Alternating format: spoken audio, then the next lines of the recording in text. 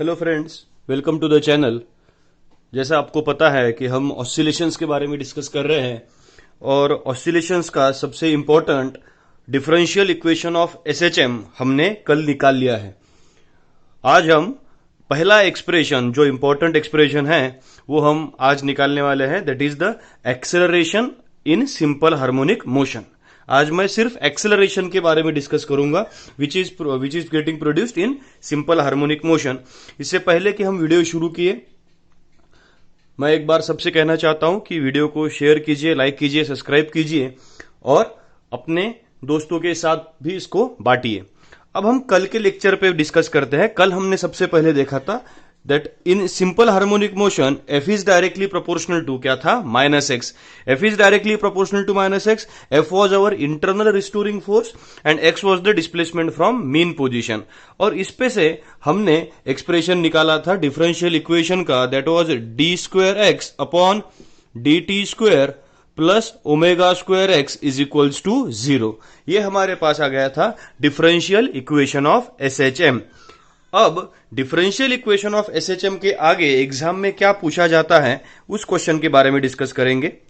हमें एग्जाम में पूछा जाता है, on the basis of differential equation of motion calculate acceleration in simple harmonic motion. ये क्वेश्चन बहुत बार एग्जाम में देखा गया है कि हमें डिफरेंशियल इक्वेशन एक तो निकालने को कहा जाता है, नहीं तो एक डिफरेंशियल इक्वेशन को कंसीडर करके हमें एक्सेलरेशन को निकालना पड़ता है इन सिंपल हार्मोनिक मोशन। सो हम सबसे पहले तो डायग्राम को एक बार प्रॉपरली कंसीडर करेंगे।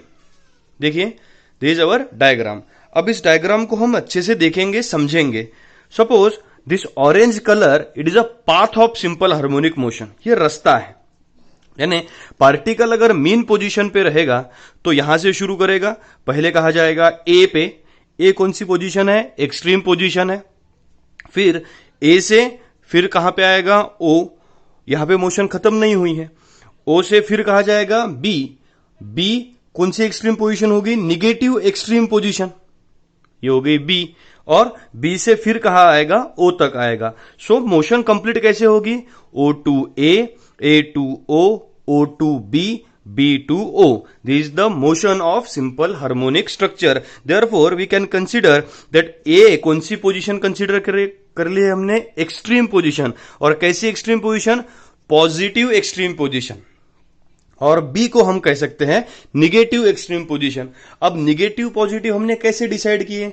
एक पॉजिटिव होगा, एक निगेटिव होगा।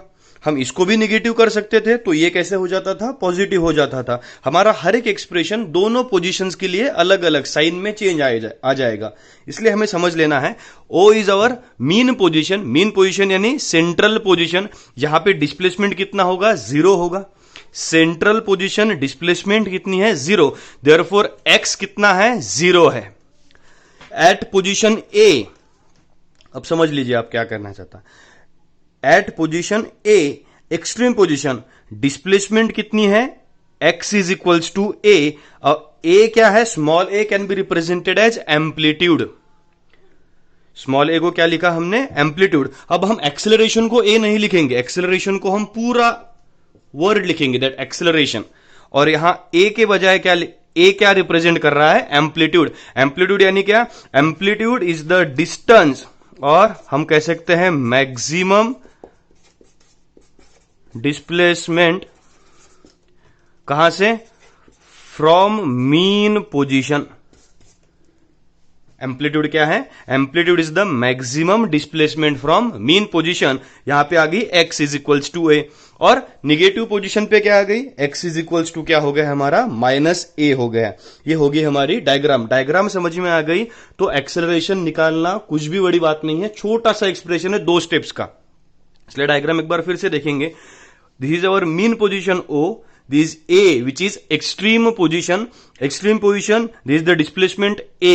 Amplitude. Amplitude is the maximum displacement from mean position. This is negative amplitude -A. और हमने P को कंसीडर कर लिया था पार्टिकल परफॉर्मिंग एसएचएम। अब हम डायग्राम को थोड़ा सा साइड में करेंगे। होपफुली आपने इसे निकाल लिया होगा। और मैं क्या कंसीडर करूंगा? On the basis of differential equation हम कंसीडर करेंगे, consider differential equation as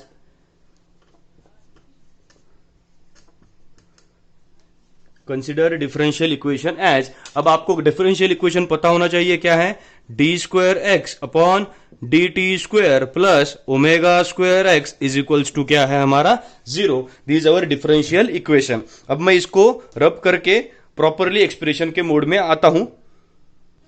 सो देखिए, d square x upon D t square plus omega square x is equals to 0, this is our differential equation. अब हम इसको अगर लिखेंगे, we can write d square x upon D t square as d upon D t in bracket d x upon D t plus omega square x is equals to 0। ये कैसे लिखा, x को कितनी बार डिफरेंशिएट किया है, 2 बार, जैसे कल की स्टेप हमने इसको लिया था। So D by D T D x upon D T, but we can write D x upon D T, but D x upon D T is equals to क्या होगा हमारे लिए, वेलोसिटी। सो इधर हम सब्स्टिट्यूट कर लेंगे और हमारा एक्सप्रेशन आएगा d v upon D t plus omega square x is equals to 0। जो स्टूडेंट्स लिख रहे हैं उनको पता चल गया होगा, हमें निकालना क्या है, एक्सेलरेशन, और हमारा एक्सेलरेशन यहां पे रेडी है। क्यों, बट हम लिख सकते हैं but d v upon D t can be referred as acceleration.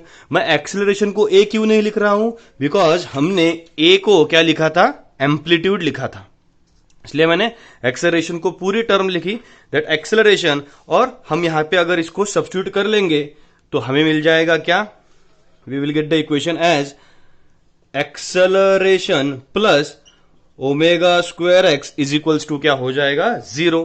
अब एक्सेलरेशन की वैल्यू अगर हमें चाहिए तो हमारा एक्सप्रेशन फाइनली आ जाएगा that acceleration is equals to क्या हो गया, माइनस ओमेगा स्क्वायर एक्स। इसलिए हम भी यहां कह सकते थे, जो हम कल डेफिनेशन में कह रहे थे, that acceleration is also directly proportional to minus x, where omega square can be referred as constant. इसलिए हम मैंने कल कहा था आपको, जब हम डेफिनेशन पढ़ रहे थे कि एक्सेलरेशन के बारे में हम डिस्कस करेंगे, this is that particular time. Here we can say that acceleration is directly proportional to displacement and both are oppositely directed. खत्म हुआ नहीं है, थोड़ा सा बाकी है, हमने एक्सेलरेशन तो निकाल लिया है। अब ये एक्सेलरेशन x कहां की है, x is of point P, x की वैल्यू 0 हो जाएगी कहां पे, मीन पोजीशन पे, x की वैल्यू a हो जाएगी कहां पे, एक्सट्रीम पोजीशन पे। हम इसके वेरिएशन में भी जाएंगे।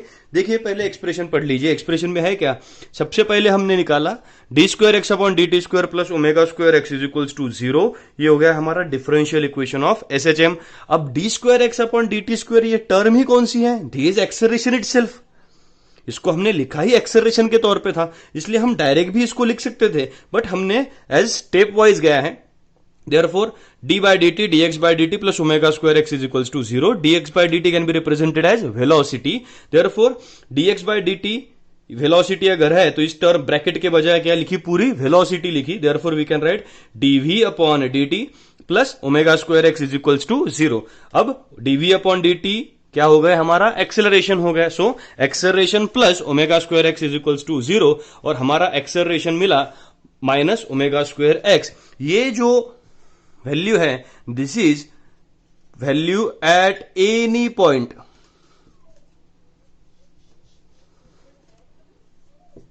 ए टू बी में कौन से भी पॉइंट पे we can calculate the acceleration from this particular equation as minus omega square x. अब हम क्या करेंगे, हम 3 अलग अलग पोजीशंस पे वैल्यू डिस्कस करेंगे अकॉर्डिंग टू अवर डायग्राम। देखिए हम डायग्राम में फिर से आ गए हैं। डायग्राम में this was our mean position, this is our extreme position, और एक्सट्रीम पोजीशन भी कौन सी है, पॉजिटिव एक्सट्रीम पोजीशन है। सो अब हमारा एक्सेलरेशन क्या आया था, acceleration is equals to minus omega square x.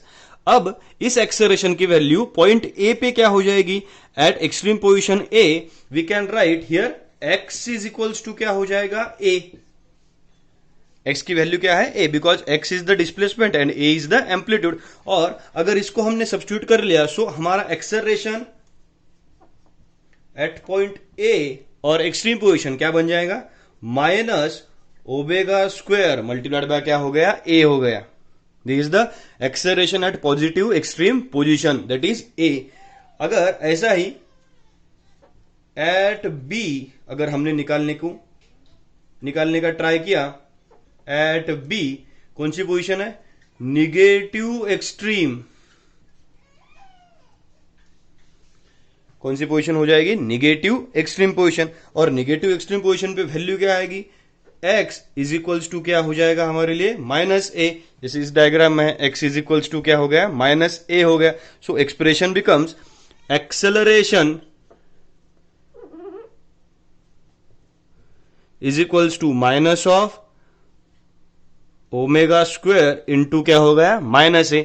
अब -a तो सेपरेट, इसको हम अच्छे से लिखेंगे, minus of omega square into क्या हो गया? -a। ये इसको माइनस नहीं है, that -a is a simple another term. Minus minus क्या हो जाएगा? Plus, therefore it is plus omega square of क्या हो जाएगा हमारे लिए? a। This is the acceleration at which point? b point. So here we can, and at point P acceleration is represented as minus omega square x.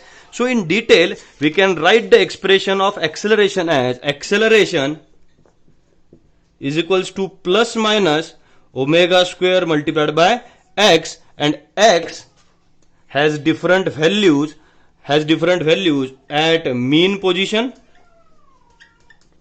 and at extreme position. At extreme position, at mean position x is equals to क्या हो जाएगा? 0. So acceleration भी कितना होगा? 0. At extreme position x can be represented as x is equals to plus a और x is equals to minus a, और इनकी value हमने निकाली है। So acceleration at mean position, acceleration कितना है? 0 है। This is the brief account of acceleration term which is calculated in linear simple harmonic motion. Simple harmonic motion में का एक्सेलरेशन भी बहुत सिंपल है। होपफुली आपको सबको समझ में आ गया होगा। एक्सप्रेशन मैं इसलिए रैपिडली, ये इस एक्सप्रेशन के साथ में एक दूसरा एक्सप्रेशन भी जुड़ा हुआ होता है वेलोसिटी का, विच इज लेंदी एक्सप्रेशन।